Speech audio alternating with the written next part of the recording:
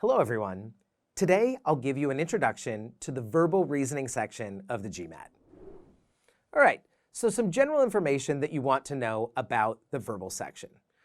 Number one, no advanced vocabulary is required. This is one of the huge advantages that the GMAT has over the GRE.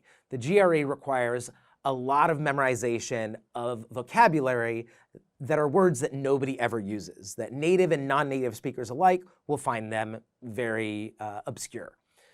Now, secondly, if they use technical vocabulary, they will define it in the passage. They will tell you all of the information that you need to know about what that technical jargon means. Now, the third thing, you are going to almost always use the process of elimination in the verbal section, right? This is one way that it's different from quant. In quant, once in a while we'll use process of elimination, but in verbal we will use it almost always. And why is this the case?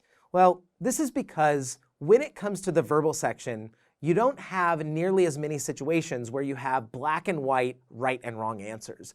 Rather, you have shades of gray. You have better answers and worse answers. And so when it comes to selecting the right answer, when it comes to the verbal, it may not actually be the best possible answer or a perfect answer. It's just the least bad answer of the 5 choices that you have.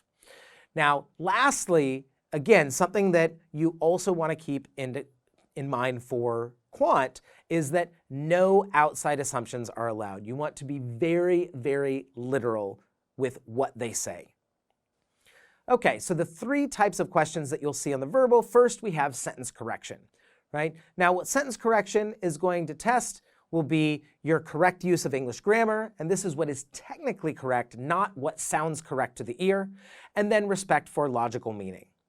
Secondly, you have reading comprehension questions, which are a longer passage, usually multi-paragraph. You'll have several questions linked to that one passage, and they'll test things like whether or not you understand the big main ideas or whether you can interpret specific details. And then lastly, you have critical reasoning questions, which will be a short 1-paragraph passage, usually will contain some sort of logical argument, and there are about a dozen different question types.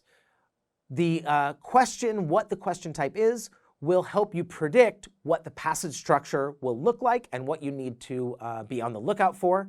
And then what is in the passage will help you predict what the correct answer is. And then you'll be given the 5 answer choices and eliminate the ones that are clearly wrong. Now, we will go into much more depth of how to approach each of these question types in future lectures. I'll see you then.